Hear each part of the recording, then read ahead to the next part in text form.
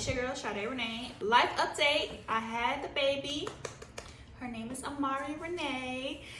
She's so sweet. It's been interesting having a newborn. My son is 4 and I'm trying to breastfeed. Not exclusively though, we still do some formula because girls, it's so hard. Life is good. My mental, some people want to know how's your mental, where's your mental.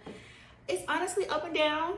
I've been really trying to still pour into me. I still do my spa dates every 2 weeks. Y'all know I love a good spa, a little rub down, a little steam, sauna, all of that. I literally went a week after I had the baby because I did do a vaginal delivery, but this time with the epidural, towards the end, I started to feel a little pain. So when they did that extra little medicine dose in my back, I felt like it really threw my alignment off. A little backstory on the delivery. So she came early.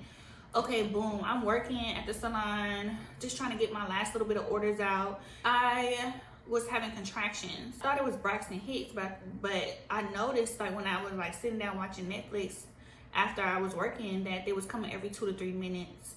It just felt like a little tight pain. I would say pressure in my stomach.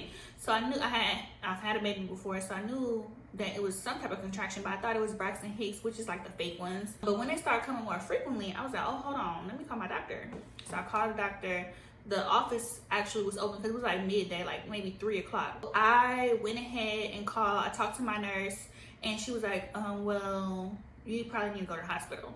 So I went to the hospital that Friday. First they were saying oh, we might send you home. Then they ended up keeping me because they did some blood work and they realized okay, I could be going into labor and I have a history of preeclampsia. So they decided to go ahead and keep me.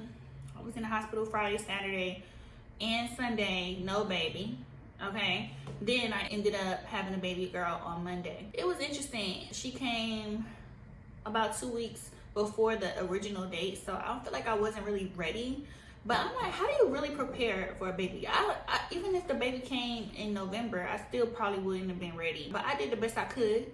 I had my hospital bag packed. Some of the things that I love to pack in my hospital bag is the Mom Frida's recovery kit. I had a vaginal delivery with my son, so I figured I'm probably gonna have a vaginal delivery with my my second baby, which I did, thankfully. They always try to let you know there's a possibility you could do a C-section if the baby doesn't come, something happens. But luckily I was able to do vaginal. Baby girl is 3 weeks now. I feel like the recovery for vaginal is a lot easier, so I prefer that. I probably stayed in the hospital for a couple more days, but overall, baby girl was fine. It's been taking me a little while to get back into the swing of things with the mom stuff. I missed my hair appointment because I was at the hospital. I was supposed to get my hair braided. I ended up having to have my wig on, y'all. As soon as I got home, I made my appointment for my braids. This is wavy curly hair, and we're gonna be adding this to the website in bundle form because I just love how easy it is and the texture is so good. So this is our Cambodian hair, but my braider ended up coming to my shop to do my hair, which was great. It only took her 4 or 5 hours. I'll try to tag her somewhere or put her in the comments. Got my hair braided. Baby is still up all night. Been trying to do the breastfeeding. Like I said, I posted it somewhere oh, I had 7 ounces of milk that came out. So I feel like a cow.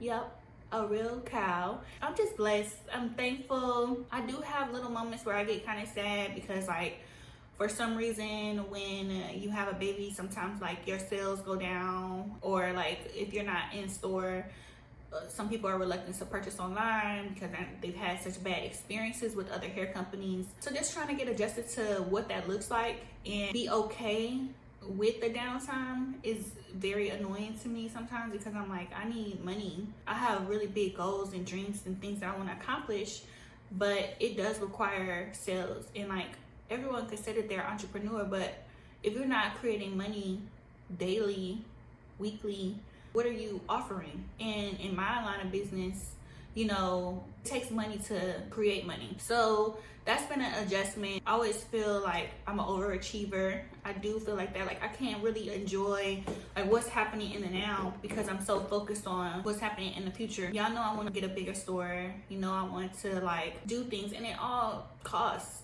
and I'm trying to use this downtime to like spend time with the baby, but also get more creative on revenue.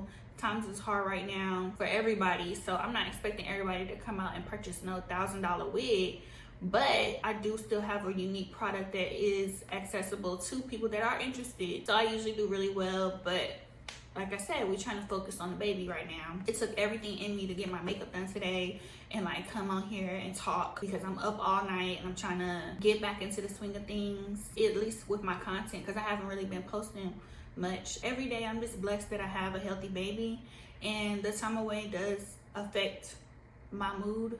I want to be more involved with like the breastfeeding and stuff, but then I also know that I'm an entrepreneur and I work a lot alone, so I need to still work. My mental is still great. The only thing that really bothers me or takes me out of my element is the business. So just trying to figure out what that looks like. I hope that one day I look back on this and be like, damn, I was stressed for no reason. It's only a little bit of stress, but the stress still is there. It's prevalent. It's present. And you know, I love that I have a really great support system, so when I'm having a moment, I could like reach back to my support system and say, girl, I'm tired, or girl, this ain't working, or babe, you know, I really need to do this, I need to do that, and hear the words like, it's gonna be okay, especially from a partner that supports you.